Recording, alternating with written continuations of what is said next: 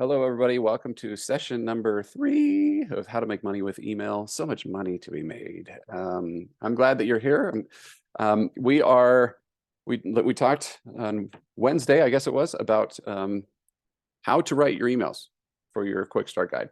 And we talked about on Monday, your quick start guide itself, coming up with ideas. If you need to watch the replays, do that. I'm posting those in the Facebook group, and they're kind of little hidden YouTube videos, so you can go watch those anytime. So if you've had some success, or give me a progress update. Anybody else? Riyadh was mentioning that he's learning the tech side of it right now, which makes perfect sense to me. And as a reminder, in that email and autopilot course, you do have, if you are using ConvertKit, you do have access to the step-by-steps in there. So go follow along with that. Anybody else want to share anything before we get started with today's topic du jour, or struggling, or questions? Because questions are welcome in a small intimate workshop like this, because we have time to cover them, and other people probably have the same questions. I do have a general question. So what you're going through with us now is a quick start guide. Are you saying we should not have a normal pop-up? Should every pop-up on the website be more of a stronger email hook and not a general, hey, join our community? Yeah, that's a great question. I do think that there are benefits to having forms somewhere on the site for your diehards that know that they want to follow you along with your content, right? Some people maybe, I just really like Riyadh's stuff, and or the parenting advice that this website is giving, so I want to subscribe. It's just that number is very, very small. So I don't usually use that opt-in for pop-ups. The pop-ups is an attention grabber.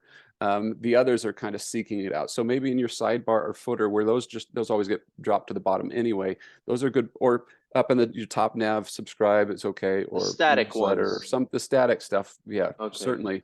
But by the way, just to be clear, I still use the static forms for my quick start guides, just because they convert so much better.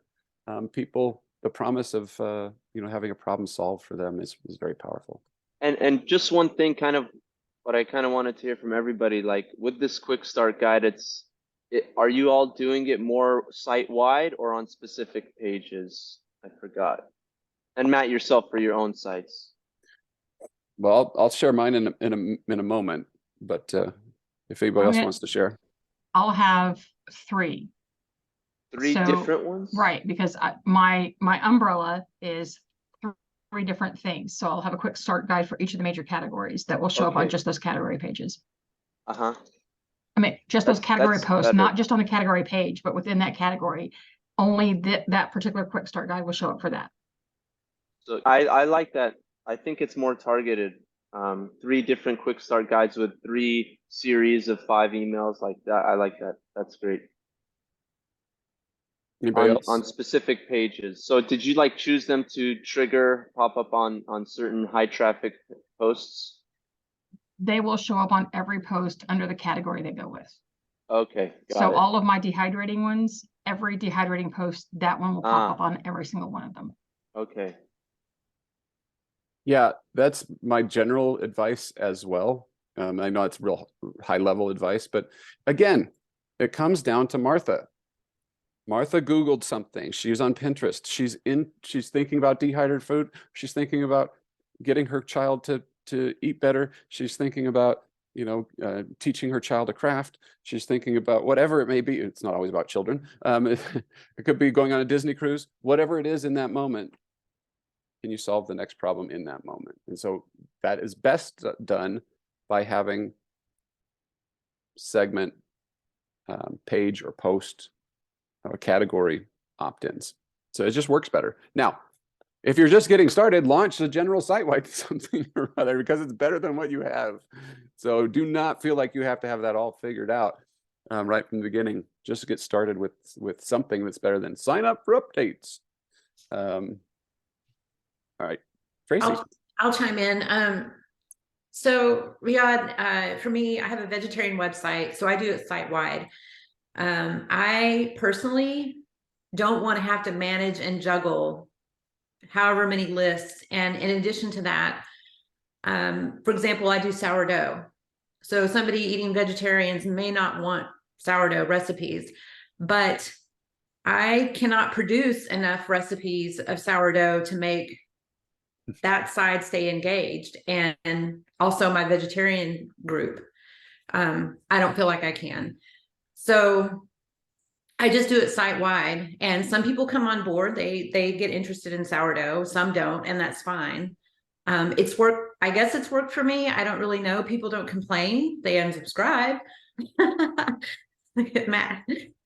So that's just how I manage my lists. I'd like to segment at one point, but I am still getting hung up in the tech side of it that I spend hours and hours and hours on, and I don't have any resolution. And so that a lot of times is what stops me from moving on, is the tech stuff.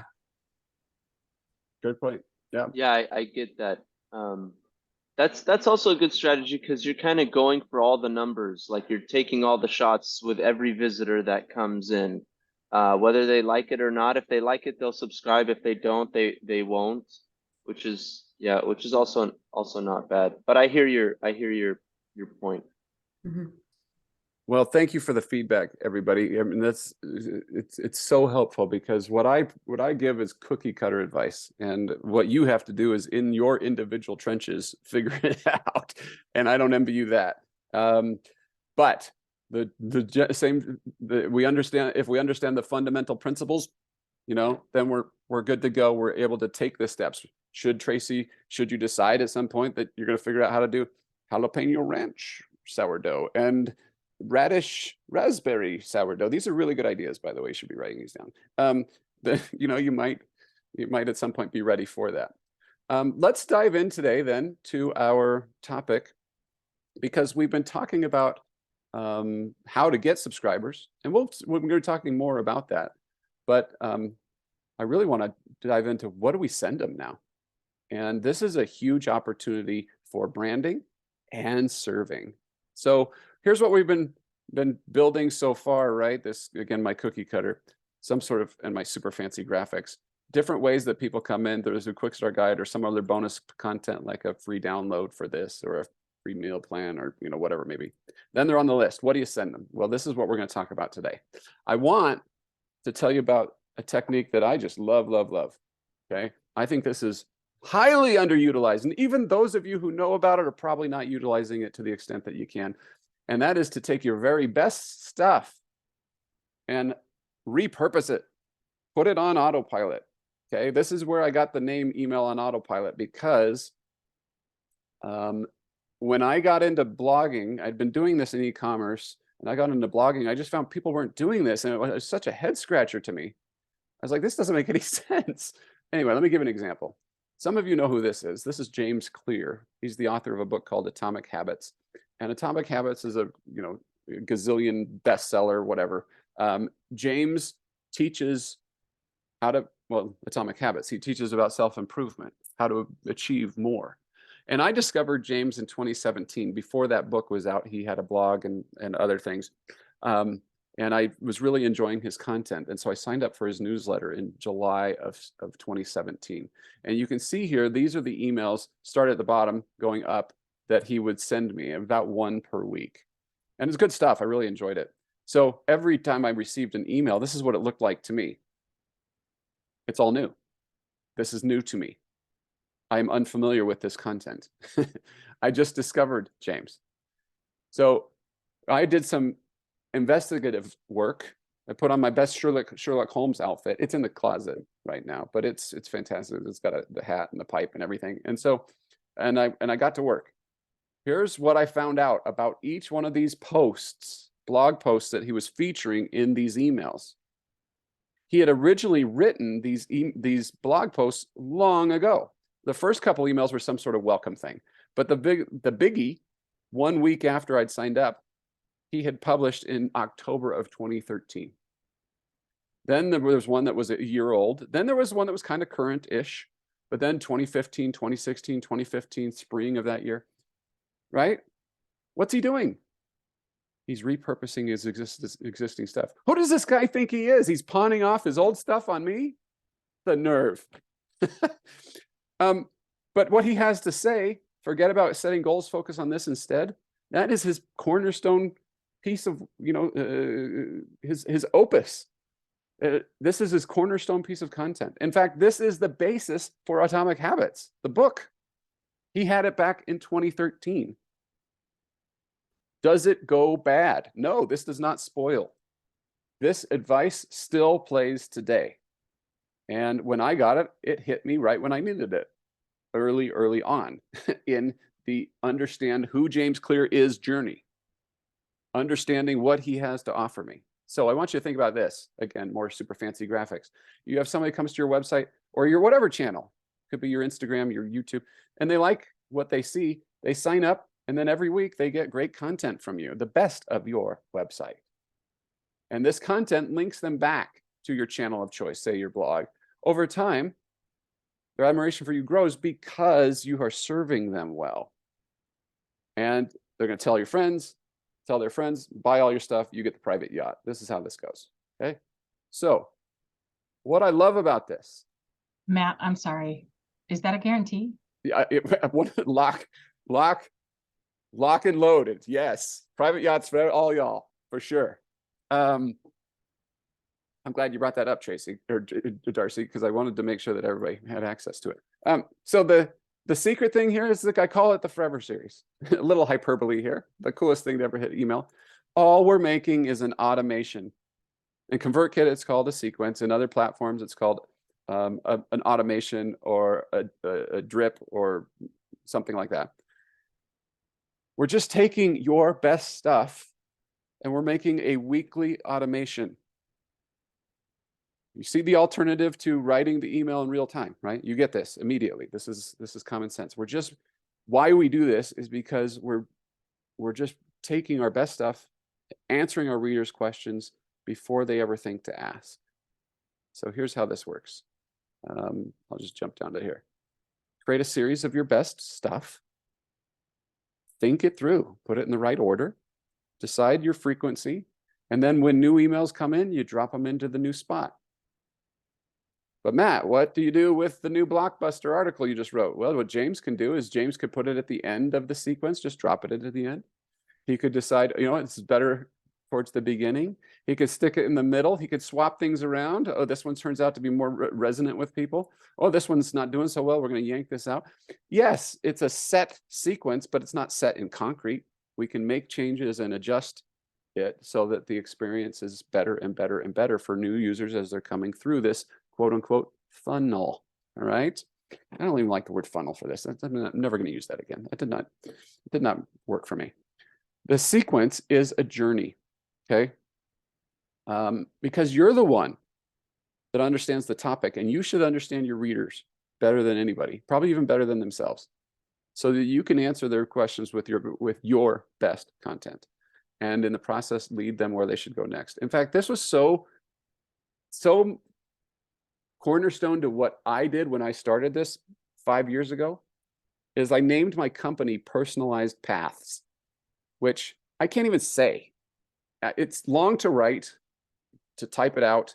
And you heard me just stumble over it right there, Personalized Paths. It doesn't just roll off the tongue. But I liked the idea because we are creating a personal path for each of our subscribers, and we can do that in email. Email Crush just is easier to say and to type. So I ended up switching to Email Crush. But that's why I called it that.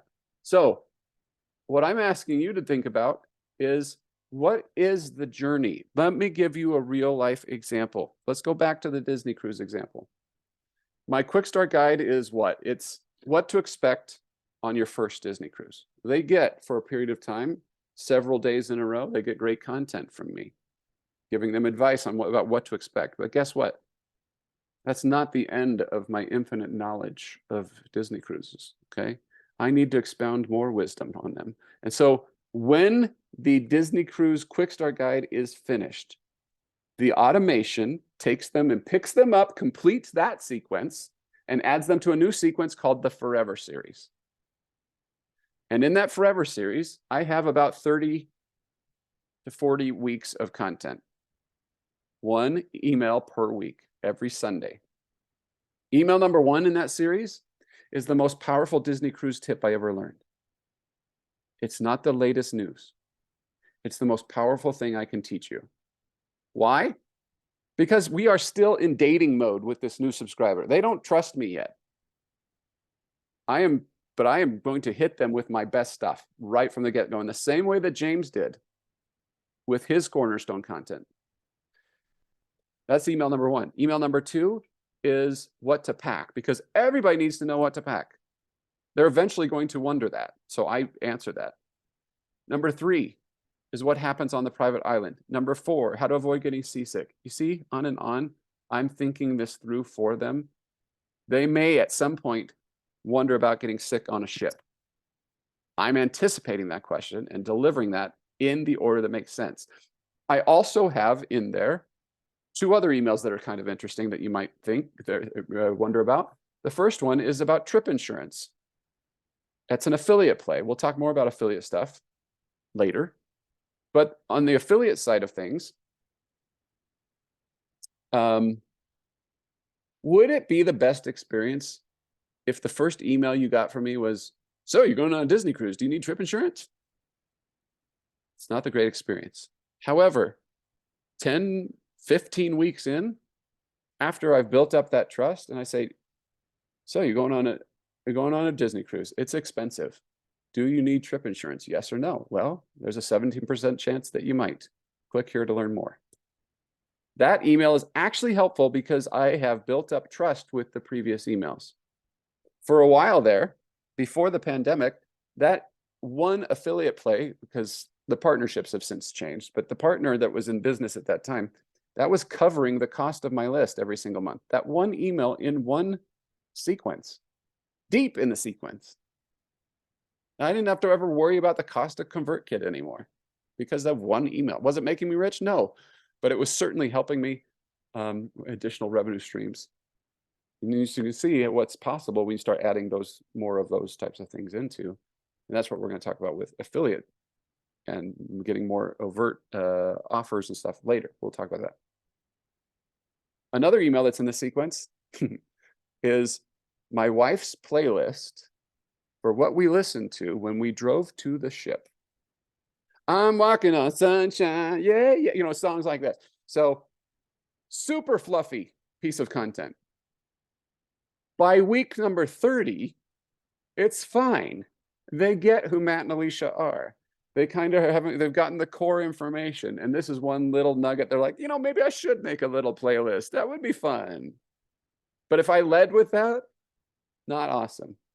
So you see how the power of the Forever series, it goes with you. You're creating the journey. I want you to pause right now. Some of you, and do this in the chat for me, will you? Let's do it in real time. Some of you already have a Forever series. Some of you are learning about this concept for the first time. I want you to think about your audience. And in some cases, you have to think about a segment. All right, that's fine. I want you to jot down the first 5 topics that should be in your Forever series. I'm not going to care. So you don't have to get this exactly right. Just think of, in dehydration, what are 5 more things that they need to know? In parenting of toddlers, what are 5 things that everybody wants to know? In, you know, whatever it is. In clean, cleaning green cleaning. What are the first 5 things that everybody should know about? They don't have to be connected. The packing list is not necessarily connected to being, you know, seasickness. These are coming a whole week apart. All right. Let's do it. Where'd my chat go? I've lost it. You're probably chatting up a storm, writing these down. Oh yeah, I can see that. You really are. All right. Chaz, raising your hand. How polite. I may be jumping the gun, but with the Forever series, so the Quick Start Guide leads into the Forever series.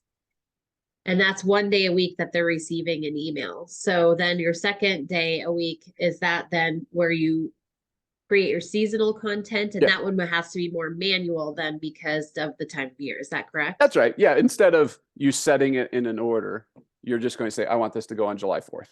You know, that's the difference. Oh, okay. But you're absolutely right. So the Quick Start Guide, once they complete this, now they're getting 1 email per week for the Forever series, 1 email per week for the weekly. That's what most people have. Plenty, you prolific content creators, you can do that. And your audience will be just fine with that for most of you. It may not be the case for all. Everybody has to do. By the way, food, you can send way more than you think. You can send even more than twice a week. I promise you. You won't believe me, but you can. Like, I don't want to annoy them. Guess what? They get hungry a lot. Not everybody in the world, but your audience are gluttons. They just want to eat, eat, eat. So you can send emails to them more. All right. Did anybody So come up even, with I'm some- sorry. So Yeah. Matt, one more question with that. So I just realized you said that and it was like an aha moment for me. So with the seasonal, even that you can create in a series, you just start sending it out on specific dates or date ranges. Well, you're just going to do them as one-off broadcasts. You could do it, but I've found that it's just more work to try to fit it into an automation. When the reality, what you're actually doing is the same effort. I'm writing an email. I'm publishing it in MailerLite or MailChimp or ConvertKit or whatever you're using. And then the only mechanism that changes is it in some sort of automation that sends it automatically, or is it sitting as a broadcast and I type in send on July 4th. Now next year, so after that sends, you could go into ConvertKit and hit duplicate and then just schedule it for, you could send the exact same email if you wanted and Okay. schedule it for the next, and we'll talk more about that in just a moment about some Okay. strategies there. Thank you. Yeah. So did anybody come up with some Forever Series topics? All right, Bren did. All right. Ingredients, cleaning tools and supplies. Good. Cleaner recipes, room cleaning guides, and special topic. Declutter. Yeah, you can see how these are fantastic individual topics for somebody who is getting better at green cleaning. Stocking a vegetarian pantry, how to save money stocking, how to reduce waste in the kitchen. Great. Love it. And then I'm sure, Tracy, there's recipes too, right? There's, certain recipes that are just must do. Let's talk about that for a second. Take some notes if you're stuck here. This is coming from the voice of experience. I have done so many of these. The examples in the course probably don't even keep up with this because I do this every day, all day long. I write them. I teach people what to write. I track what works. And some of you are in food, and particularly those of you are in food, listen up. But this applies to everybody. Okay, I'm going to give you some general Forever Series topics. See, kind of ways to think about this, especially if you're in food. By the way, roundups are great. Roundups are great on topics. Okay, so let's say, let's apply it to Bren's. Let's say that you're doing decluttering. Hi, Matt. Today we're going to talk about decluttering. Within, it's a broad topic to be sure, and we might have we all have different situations. But the principles are solid, and you can be decluttering different spaces in different ways and do it more cleanly. So here's my 5 favorite resources on decluttering. Decluttering with kids. Decluttering after a move. I don't know what it is. I'm making stuff up. This is your thing. But you see how that roundup, it solves one problem of decluttering. The theme is decluttering, but you're linking to 5 different articles, which allow you to get possibly 5 different page views, sessions, or longer sessions, I should say. All right, so here's some themes. First of all, I love a good start here. I'm not a big welcome series type of guy. Some people are more into that than I am, and it's not that I'm against that. It's just I am more about becoming their brand expert by giving them something actionable faster. That's really what I want to try to do. There is a place for sure in Welcome Series to explain who you are and what you do. One of the ways that I like to kind of combine those 2 things is a start here. It's like, hi, I'm Tracy. I'm into vegetarian cooking and baking. I've been doing this for the last 10 minutes, so I'm an expert. In fact, I've got 450 recipes on my website. To make it simple, life simple for you, start with these 5 must-make vegetarian recipes. These are my go-tos. This is what I make for breakfast. This is what I make for lunch. This is what I make for dinner. This way, right? So whatever your organization is, but a start here. just simplifies everything for people. I love that one. Another one, well, favorites. My favorites, my husband's favorites, my partner's favorites, my kids' favorites. This was my grandma's favorite, so I stole it from her. 10 old favorites from the archives. What I'm excited to make, my go-tos. Your favorites is an element of social proof. People, that's like a power word. Speaking of social proof, I should have led with this. This is the most important one. Okay, all those others are nice. The most important one is the social proof email. My most popular of all time. My most popular last year. This went viral. The 10 must-try recipes.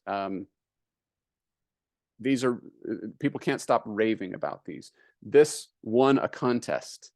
Our all-time best X, right? And you can do that at, if like, let's just use food as an example because it's easy.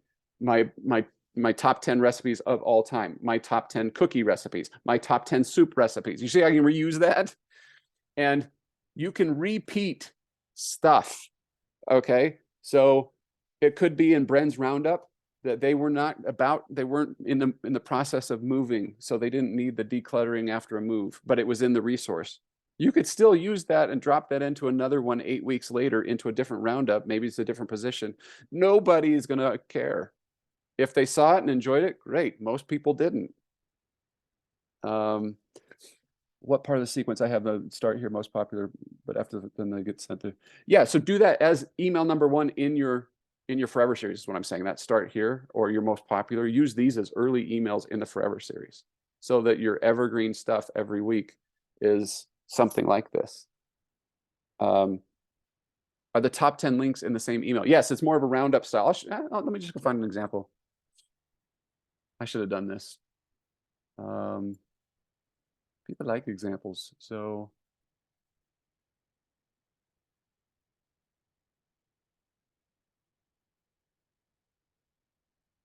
All right, let's pull up. Here's one. No, this is a great one. I love this one. Okay, this is kind of a combo of all of those things. Let me share my screen again. Okay, so this is from an Ambitious Kitchen. And all right, so most popular recipes, make these first. You've noticed a lot of recipes, broke them into categories. Today I'm giving you the top recipes on Ambitious Kitchen that are all-time reader favorites and mine too. I'm sharing one from each category. Make this first for breakfast, for lunch. So Chaz, you see how these are just, the links are all in one email. Again, it's solving one problem, but it's pretty cool.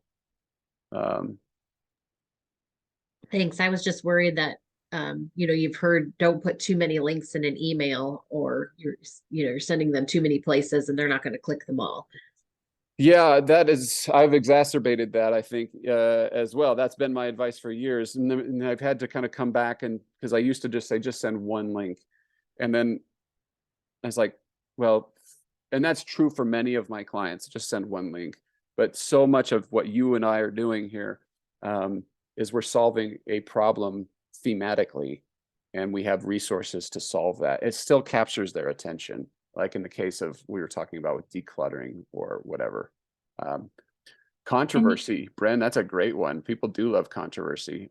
People love to hate. Most commented is another great one. Most reviewed, 5 stars. I'm giving you gold right here, people. I hope you're writing them down. Because even if you did nothing else, you could take some of those that I gave you. You could take 5 to 10 of those and repeat them for a year. You just change it a little bit. My favorites becomes, most popular, which you do for cookies, and then you do it for soups, and then you do it for whatever, Mexican food, or you do it for toys for toddlers or whatever. All right. Did somebody have a question? I think I heard somebody say something. No? Well, I was just gonna mention to Chaz that, oh. sorry. Go ahead. Darcy, you first. Oh, okay. I was gonna mention to Chaz, something that I do, my emails always have one focus in the beginning of it. So like the main body of it is the focus on that thing. And then below it, I have like other things you may have missed or maybe other tips that they might see. And so I give them more choices down there, but they've probably stopped reading by the top of it. So I don't care so much about the bottom ones. But what you can do, I know in ConvertKit, and I'm sure you can do it in other ones, you can see how much people click on each of the clicks that you have in your email. So you can test that for a while to see that, you know, I give this, and they don't click this stuff, and you can just like pull that out then if it doesn't work for you. But roundups to me, I like because it's like looking at a blog post, and they're used to seeing blog posts, and now they're seeing one in their email. And if they get one click, that's all you need, is because you're getting that one click to your site. So well said. So well said. I love the tip, by the way, about testing it and checking it in your stats.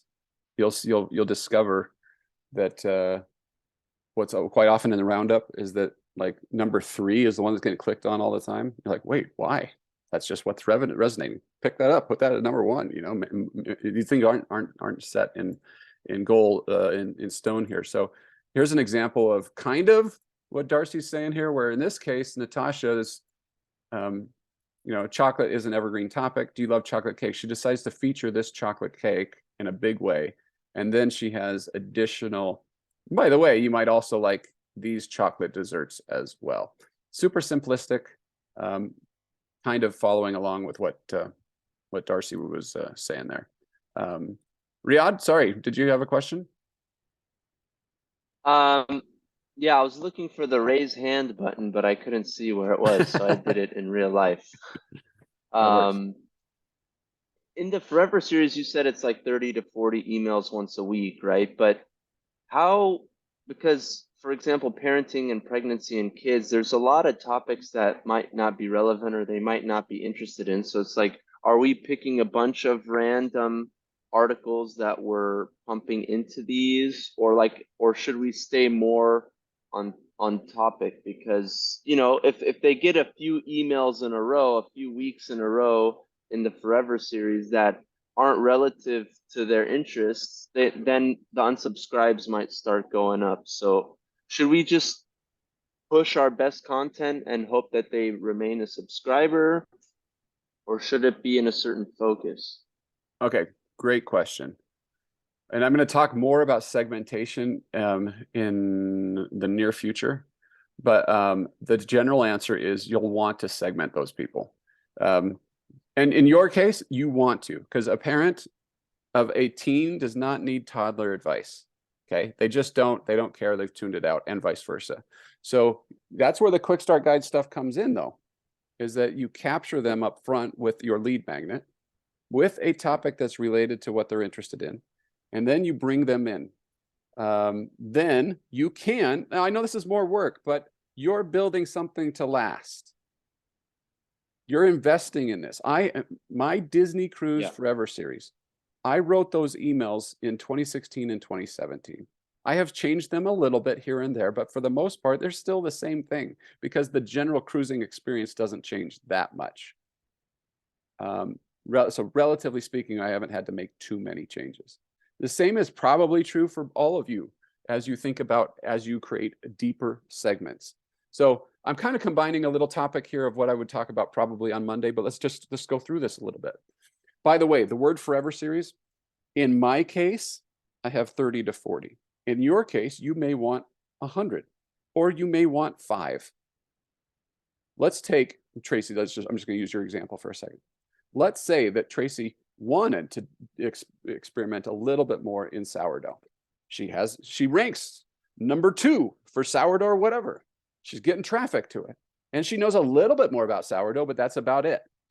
So what she can do is she can say, she could capture those subscribers with a quick start guide related to, or maybe it's not even a quick start guide, or something related to sourdough, get them onto the list, and then put them into its own sequence in ConvertKit or automation in MailChimp, its own sequence that might be 3 emails deep, might just be 3 weeks. And it kind of falls into the why not category, because if I know 3 weeks worth of stuff that helps you with your sourdough journey, I'm going to tell you. Then you can have a transition and drop them into your general forever series and see how many of them are vegetarian and how many unsubscribe. But you at least extended the experience for 3 weeks and you got a few more clicks. And maybe in the process, you got excited because you see how many people are signing up and you go, doggone it, this is an area for me. I'm going to build on it. You can do this for toddlers. You could do this for teens. You could do it for pregnancy. I know that's overwhelming right now. And this is where what I advise people do when if we're meeting together and we're talking about this and you have the idea to do that, I would say, what's your most important segment that is being underserved this way? Let's create the opt-in, quick start guide or otherwise. And then 5 weeks. Can we do 5 weeks? Can you write 5 emails? Most of you can. Because then you can just take them and drop them into the general forever series, and then they're like anybody else, and you hope for the best. But you can do 5. So for anybody who's starting with if you don't have any forever series right now, my homework assignment to you is what you had here. You gave me 5, some of you did. Go write those 5 emails. Don't worry about everything else. Don't worry about email 50. Don't worry about this other segment that you can't deal with right now. In Tracy's case, if we're doing this, the other segment's being treated just fine right now. It's not, nothing's happening to it. We're just going to improve our sourdough segment. That's all we're doing. And then we'll decide from there what to do. Quite often, everybody wants to have like the whole picture planned out. For those of you who are just getting started, here's your picture. A forever series email once a week and a weekly seasonal broadcast once a week. Let's talk about that. Let's talk about that weekly seasonal. My food friends know that it is an exact science. Science says that the best time to send recipes about Christmas cookies is in fact during the Christmas season. That's science. It doesn't work in an automated forever series because that could show up in March. Actually, we should try it. I've never tried it. I've always asserted that, but we should probably try it. Maybe it's just one of those things people like love it.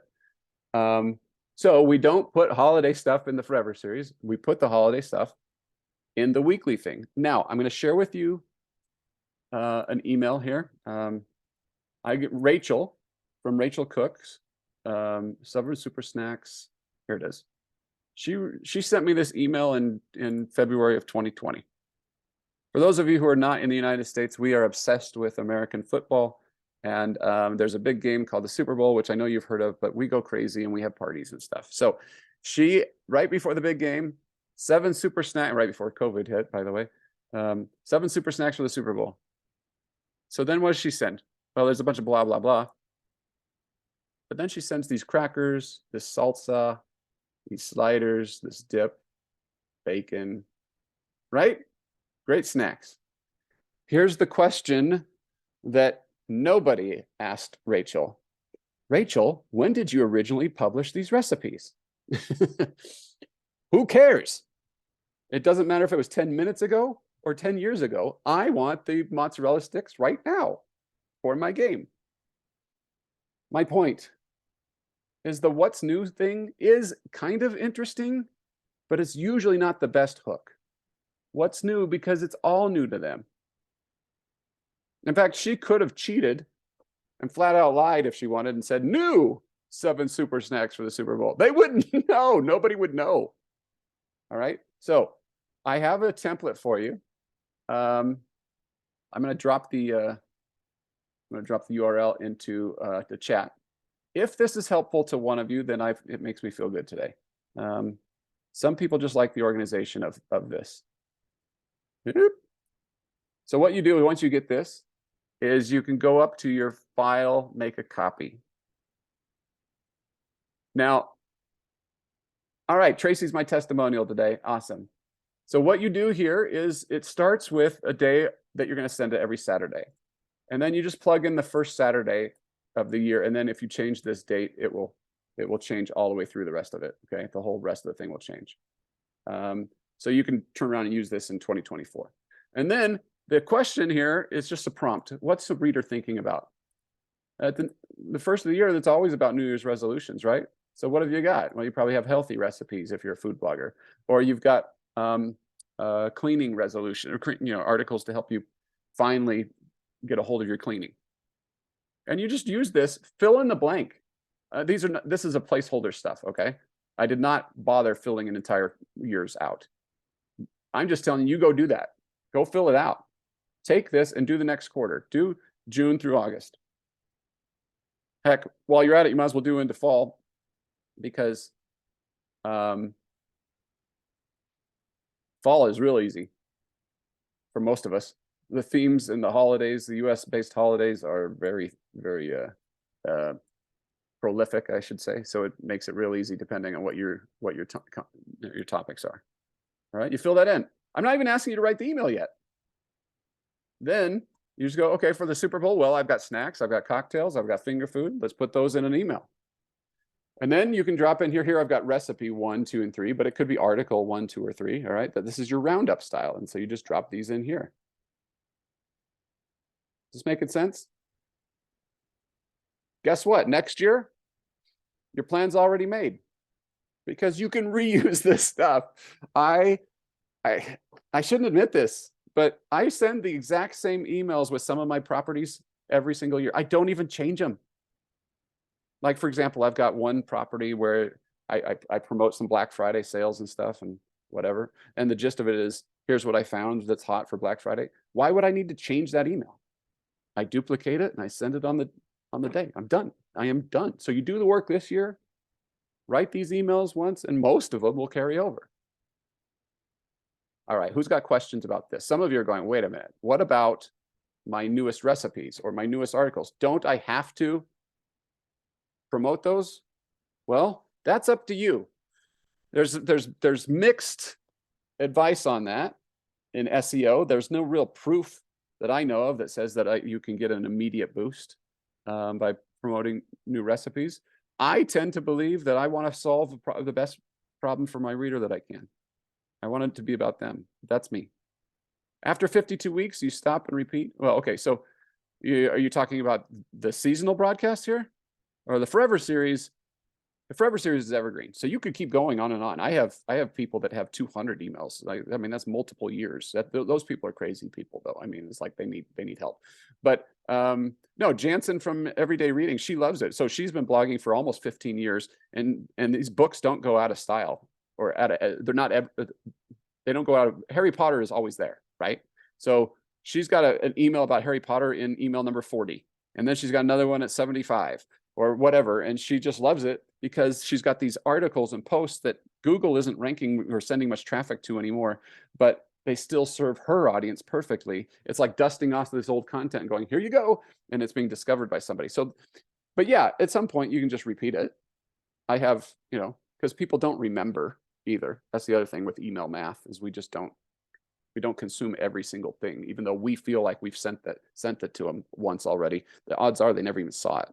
Just because your open rates are 30 to 50%, that means that 50% or more never saw it to begin with. Never even opened the email, let alone clicked it. What's a good click rate? 10%? Wouldn't that be amazing?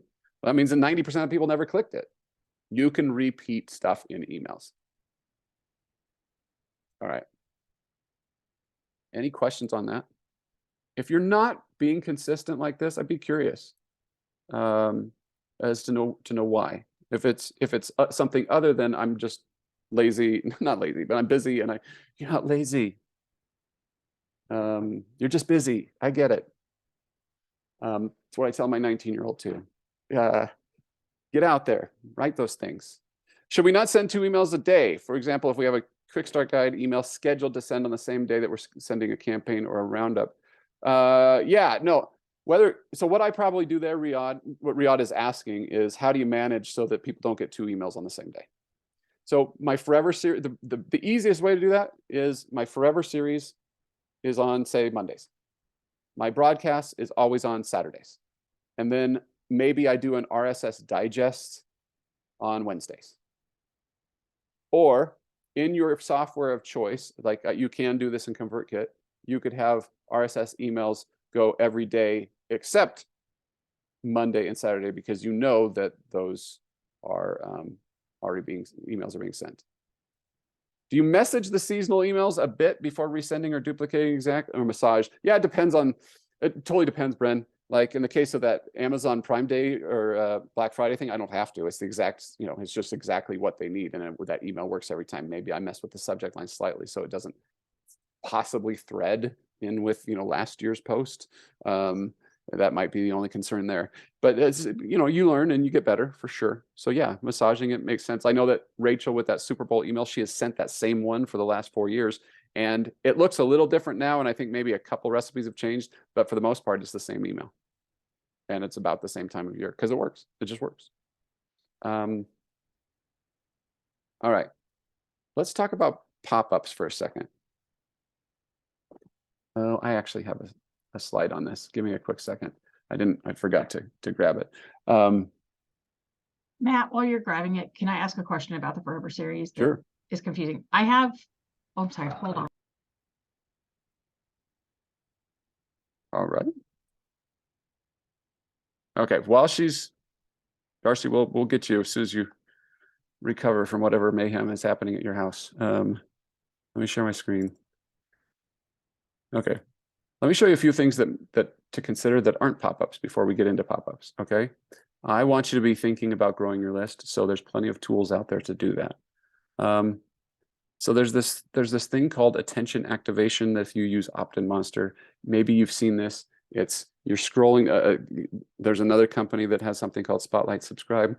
If you scroll down, it has an embedded form on your page, on your post. It will gray out stuff around it, and it looks like a pop-up, but it's not actually a pop-up. Slickstream has that. It's called a highlighter. And so I know that Slickstream is being promoted very heavily right now by Raptive. They're doing some trainings on it. It's perfect timing for you to be thinking about it. I just need to update this slide. It's attention activation in OptinMonster or highlighter in Slickstream. I'm not teaching you how to do it here. I'm just teaching you to do it. Go read up on it. It works. Like clients that use this, it works. It's second best to a pop-up. Pop-ups are still king, but this is the prince. Slickstream also has other things that's working well for especially you who are in food, and you might have people saving a recipe. They have if you click it, those of you who know, make sure that you're connected to ConvertKit or your platform of choice in the back end the right way. I've seen them just queue up and queue up and queue up and never actually be carried over to the platform. So just double check that, make sure that. And if you have the possibilities to do so, you might consider a sequence for people who save a recipe in Slickstream. And that sequence could be, thanks so much for saving a recipe. I have 8 billion recipes here on my website. Here's a link to the full list. But to help you get going, here's my top 5 recommended recipes, or here's my top 5 saved recipes. Here's what other people are saving. That type of thing extends your experience. You have their email address. It extends the experience and gives them some suggestions for other things to try. That works not just for recipes, by the way. Forgive it's old habit. I work with so many recipe creators. Other things, you can use quizzes. Foodie Crush has one that's, what should I make for dinner? And then at the end of the quiz, you have to give your email address in order to get the result. Quizzes can work well. All right, now let's get into pop-ups. So historically, there's been concern about pop-ups for 2 main reasons. Number 1, people find them annoying, right? Any nodders out there? Sure.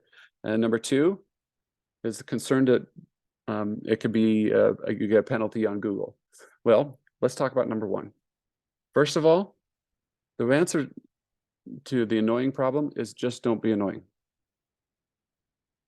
Is that oversimplifying it?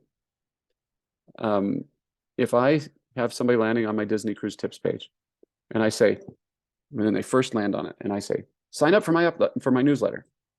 That's annoying. Let me interact with the content. Let me engage with it. And then when you show me what to expect on your first Disney cruise, which is related to the content and actually going to be helpful, that's not annoying. That is actually helpful. And I never get any complaints on that. So don't be annoying. And I'll share some best practices on that. Number 2, the concern about pop-ups on mobile, and for anybody who has followed along, people would refer to this as the intrusive interstitial penalty. Well, the reality is that you can do pop-ups on mobile. And in fact, Google came out earlier this year and said, we're not really tracking this stuff anymore. It's not really a ranking signal for us. But they did say you should provide a good user experience. So now, what I don't want you to do is I do not want you to go get in a fight with the SEO and bring me into it. Okay, please do not do that. I like those SEO people, especially the ones that send me. There are some that are really dogmatic out there, but they send me business. So I'm not going to pick a fight with them about this. But I've been doing this for years, and my clients, you can imagine, if they had penalties, would I be in business very long? Not with the type of people that you are. Not that you talk or anything. So it's so important to your business. So you can do mobile pop-ups. Here's my best practices. Don't make an overlay that covers the main content completely. So that's this, it covers the entire screen, right? We want it to be small. So usually with mobile, that means no picture. Pictures are fine on the desktop, but on mobile, the picture takes up too much space. And the other thing that does is it makes it hard to close. Some software are actually built to make it impossible to close. Like there's a feature where you have to click the exact X or it doesn't close. Don't do that. If your software has the ability to click anywhere on the screen, it should close it. So don't do that. Don't make it hard to interact with the content that it's covering. What do I mean by that? Well, it's kind of related to number 4 as well. You don't show the pop-up on the first thing upon arrival. Let the user engage with the content. And sometimes that's as simple as just doing a delay of 10 to 15 seconds or a scroll. Let them scroll down 30 to 50% before it gets shown. Allow them to engage with the content. And don't do those pop-ups that black out the entire content behind it. That's an option for many software. And there's reasons that people in the e-commerce space might do that, but you don't need to do that. And then don't show pop-ups that user isn't likely to care about. The do's are the flip side. Wait to show it. The super safe thing to do, but is probably unnecessary these days. But some, there is a particular SEO that includes this in all of his audits as well, as that he says that you're supposed to show it after the page on the first click from Google. And I understand why and where he's coming from, but that's just simply not the case anymore. You don't have to worry about that. But the point is, do wait to show it.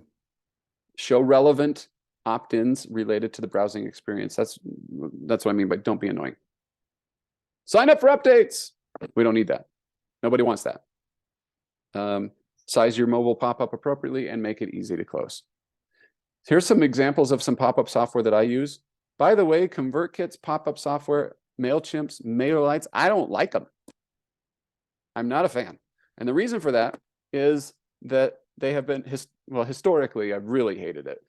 ConvertKit actually just did something to make their pop-up a little better, which I'll explain in a moment. But usually they're kind of an afterthought. They're really good at doing all the other email stuff, but they know that their clients need some sort of form pop-up, so they do it. They offer it for free. So the price is right.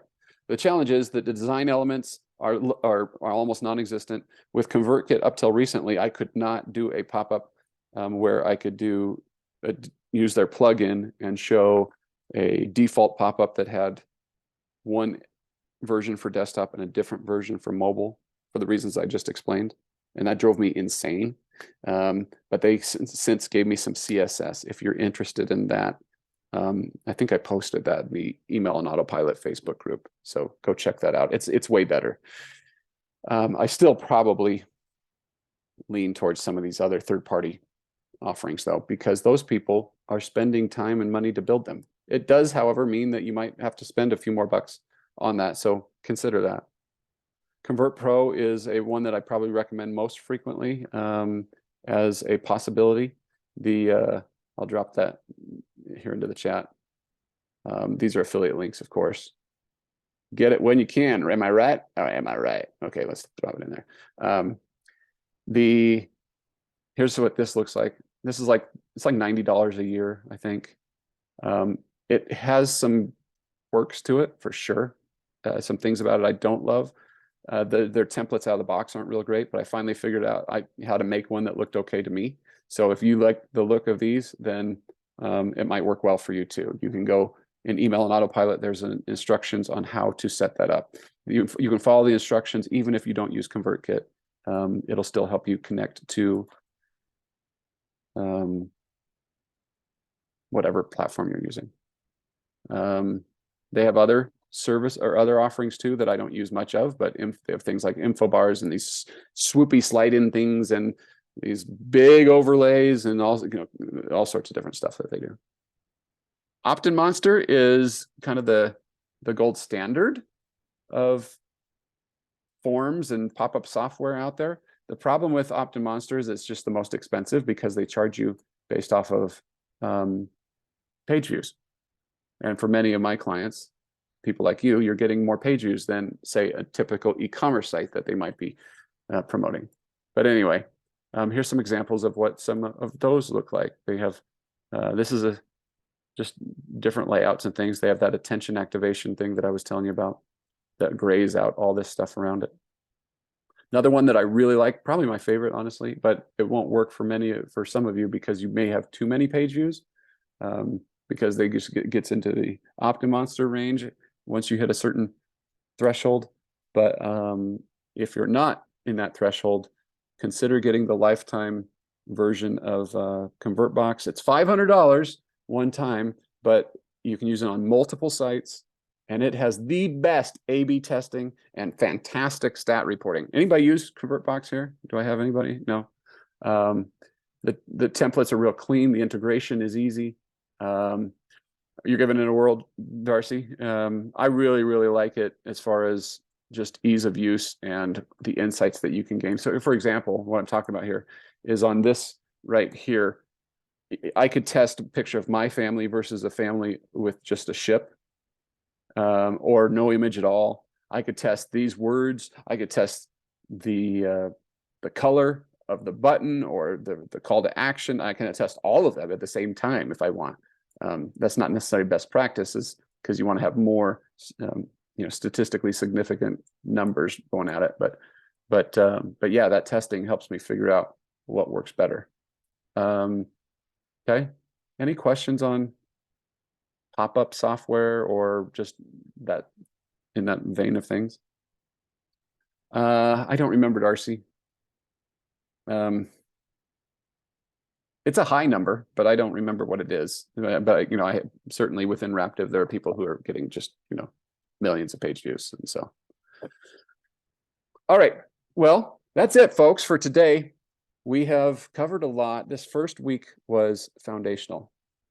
We're going to dive into taking this stuff to the next step. So if you have some time this weekend and you have been doing some work here, finish it, get going, because I can comment. It's easier for me to comment on real live stuff, right? When you get something out there. I'm here now, we're in this together, let's do it. Oh, Bren, are there any better for loading speed? I picked all of these here because NerdPress has vetted all three and said that they're fine for Core Web Vitals.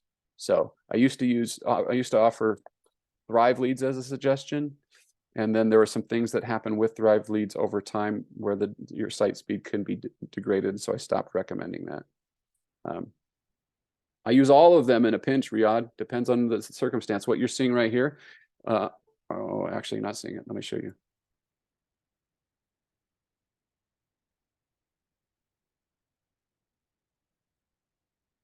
This is my site, and I do use ConvertBox for that site. For many of my clients who are just getting started, ConvertPro is a great way to, because it's, $90 more or less isn't too much to risk, right? In terms of figuring something out. So people who are just getting started, it's ConvertPro. Many of my clients start there. The point though is just start with something, even if it's the ConvertKit. If you're switching to ConvertKit, maybe even try the free one that's built in using the instructions that I have in the email and autopilot course. If you need help finding that, let me know. Great question. All right, anything else before we skedaddle? Oh, it's the chat.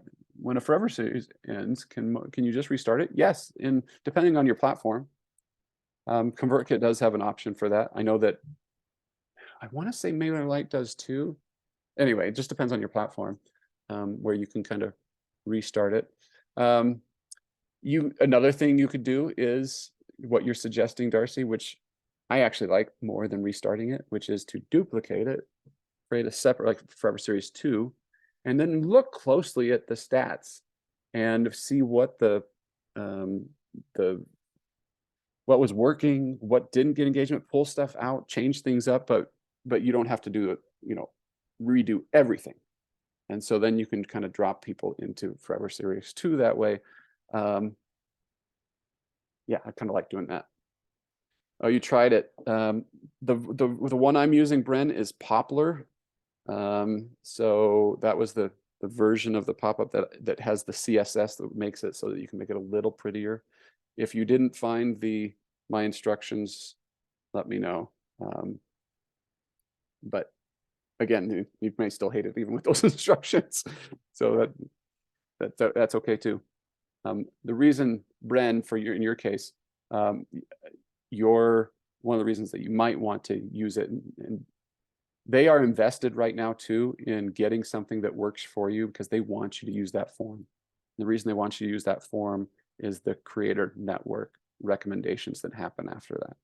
So if you kind of want to use it and you want to make it work for you, let me know what pieces don't work for you and I'll pass it on to them. I think I have their attention right now because I told them, I said, most of my clients use ConvertPro because your pop-ups suck. And so then they were like, well, what can we do? And I said, well, you got to at least do bare minimum mobile and desktop look decent, separately. And they're still not as great as some of the others, but I switched some people simply because they wanted more action in the creator network side of things. So if that's you, let me know. If you're something specific, I'd be curious to know what you hate because that feedback is shaping. They're actually listening right now, which is nice. I actually just got off the phone with them before this call. Sorry, for those of you who don't care about ConvertKit, I totally get it. It's totally fine. The whole ConvertKit side of my business it's just I've invested so much time in it. So my apologies there. But anyway, I was just on the phone with them and I told them they need a Spotlight Subscribe as well, so that we can take advantage of that as well. Not Spotlight Subscribe, but their own version of it. I know that NerdPress, I think, was thinking about making one. I think Grayson at iMark Interactive made one of his own. So it's not that complicated to make those forms if you're a developer. So do that. All right. Anyway, we've hit the hour mark. And I know that some of you have some very important emails to go write. So go do it. Any questions? Stick around. I'll be here until you leave. But if you got to get, we will see you on Monday. We're going to dive into the money stuff on Monday. So looking forward to that. All right. Any questions?